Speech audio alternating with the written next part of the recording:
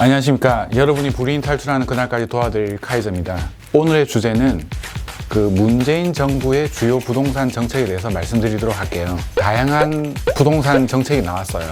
결론적으로 말씀드리면 지금까지 거의 30번에 가까운 부동산 정책이 나왔고, 왜 이렇게 많이 나왔을까? 집값이 계속 오르니까 이제 규제를 통해 가지고 수요를 억제를 시키는 정책을 쓰다 보니까 부작용도 생기고, 규제를 했더니 그 옆으로 이제 번져가고, 역사적으로도 이제 공급이 충분하면 부동산은 잡힌다라는 게 이제 정설이에요. 사람들이 앞으로 이제 양질의 집이 많이 나오겠구나 생각이 들면 실질적으로 이제 급해서 집을 안 사게 돼요. 결국에 이제 공급을 늘린다는 메시지를 줘야 되는데 지금 어떻게 보면 좀 안타까운 상황이 되지 않았냐. 그래서 첫 번째로 지금 정부에서 이제 부동산 정책을 수행하시는 고위관리에 해당하는 분들이 예전에 그 노무현 정부 때 계셨던 분들이 많아요. 이때는 이제 규제를 엄청나게 강화를 했어요. 서울의 그 아파트 중위 가격이라고 하잖아요, 그죠? 노무현 정부 때 무려 94%가 올랐다. 5억짜리 집이 그냥 10억 이렇게 더블이 됐다는 이야기예요. 이명박 정부는 생리를 잘 알아요. 서울 강남권에 이제 그린벨트 풀어가지고 뭐 총 32만 가구를 공급하겠다는 계획이 있어요. 서울에 있는 도심 재개발 사업을 많이 추진해가지고 그런 지역들을 계속 공급을 하다 보니까 서울에 아까 말씀드린 중위 아파트 가격이 13%가 하락을 했어요.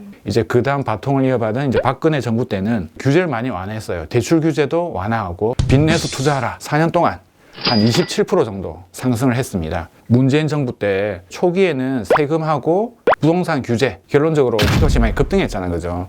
뒤늦게 이제 뭐 여러 가지 신도시 이런 것들을 건설하려고 하고 있는데 시기적으로는 좀 늦은 게 아닌가. 6월 19일 날 첫 번째 이제 그 대책이 나왔는데, 이 대책은 한마디로 정의를 내리면 부동산 규제 기반을 확립한 대책이다. 이때 이제 그 조정 대상 지역을 추가로 지정했다. 우리가 보통 규제 지역이라고 하면 조정 지역, 그 이유가 투기 과열 지역, 그보다 더 상위 개념이 이제 투기 지역이에요. 규제 지역을 하게 되면 대출도 줄어들고 세금 같은 경우에서도 중과가 되는, 얘가 이제 40곳까지 늘어났어요. 민간 택지 개발 전매 제한을 기존 1년 6개월이었는데 이제는 등기할 때까지 못 판다. 재건축을 예전에는 3개까지 받을 수가 있었어요. 그런데 이거를 이제 하나밖에 못 받는. 그래서 6.19 대책으로 세게 한번 크게 날렸다. 8.2 대책, 이때 이제 규제 지역을 확대 강화했다. 서울이 계속 가격이 오르니까 다른 곳으로 이동해요. 뭐 파주, 그 다음에 연천군, 뭐 이런 데 빼고는 다 묶였어, 지금. 수도권이 다 묶여버리니까.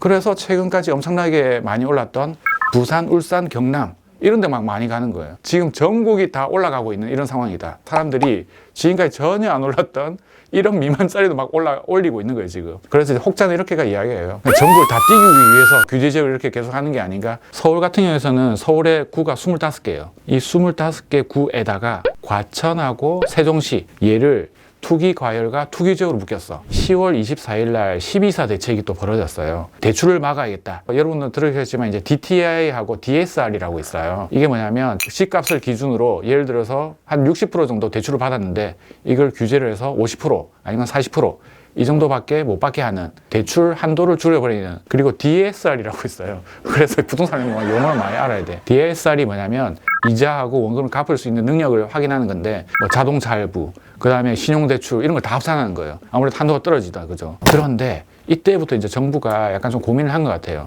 집이 많이 공급이 되어야겠다. 임대주택 활성화 방안이 나와요. 집주인이 자기 집을 임대사업자로 들어가게 되면 그 집을 전세나 월세를 주게 되잖아요, 그죠? 그러면 자연스럽게 민간에서 공급이 늘어나요. 뭔가 혜택이 있어야 되잖아요, 그죠? 종부세도 면제해주고 양도소득세도 요건을 갖추게 되면 이제 비과세를 해주는. 문제가 뭐냐면 이거 같은 등록하게 되면 그 기간 동안은 팔지를 못해. 만약에 예를 들어서 뭐 8년이나 10년 동안 못 파는데 그 사이 부동산 경기가 꺾여버려서 혹시나 떨어져 봐. 자기가 원하는 시기에 못 팔잖아요. 827 대책이라고 있어요. 규제 지역을 확대를 했어. 이제 이때부터 강남 3구를 포함한 4개 구가 투기 지역으로 이제 묶였다. 조정 대상 지역에 해당하는 이제 광명이나 화남, 투기 과열 지역으로 확대가 되고, 안양에 보면 동안구하고 만안구가 있어요. 이 중에서 이제 동안구도 묶게 됐다. 중요한 거는 딱 묶는 순간 사람들이 어디로 가냐? 만안구로 갔다. 진짜. 그리고 이때 2018년도 9.13 대책이 나왔는데 규제 지역을 막 확대를 했는데도 집값이 올라요. 그때 이야기 났던 게 정부에서 좋은 지역을 찍어줬다. 이제 종부세율을 올리기 시작했어요. 들고 있으면 이제 부담스럽게 만들기 시작하는 거다, 그죠? 작년부터 이제 주택 공급 이야기가 나오기 시작했어요. 그래서 5월 7일 날 대규모 신도시 계획이 나와요. 이때 이제 고양, 창릉, 뭐 부천, 대장, 가장 강력한 또 종합 규제 대책이 또 나왔어. 그거보다 더 심한 게 올해 나오긴 했는데 15억 이상에 대해서는 주택담보대출이 안 나와. 9억까지는 이제 기존대로 나오고 9억이 넘어가면 30%밖에 안 나와요. 짤들이 막 돌아다녔어요. 15억 이상 집을 갖고 있는 사람, 9억에서 15억 사이, 9억 밑에. 인도에 보면 무슨 신분제 등급 있잖아요. 이때부터 시작해서 이제 가격대가 15억을 넘게 쉽지가 않았어요. 대출이 안 나오니까. 그래서 14억 9천 뭐 이런 거 되게 많았어요. 9억에서 15억짜리 사이에 있는 애들이 막 올라서 15억 가까이 갔어. 약간 좀 밑에 있는 애들이 많이 가격이 또 올라가게 되는, 어떻게 이러면 또 역효과 같은 게 나타난 거죠. 올해 2월 20일 날 그 경기도권의 이제 집값이 너무 많이 오르니까 계속 이제 수도권에 조금씩 묶었잖아요. 그러다 보니 계속 건너뛰기 하면서 경기도가 상당히 많이 올랐거든요. 이제 조성 대상 지역을 또 상당히 많이 넓히고, 또 1주택자가 대출을 받게 되면 이제 실거주 요건이 나타나기 시작했어요. 실거주를 하게 되지 않으면은 예를 들어서 양도세를 낼 때 혜택을 안 주겠다. 생각해봐요. 집을 사는데 실거주를 안 하게 되면 무조건 들어가야 되잖아, 그죠? 그 집을 통해서 넣을 수 있는 전세가 또 막히는 거잖아요. 이상하겠죠? 그래서 요새 집주인들이 양도세 혜택을 받기 위해서 유턴을 하고 있거든요.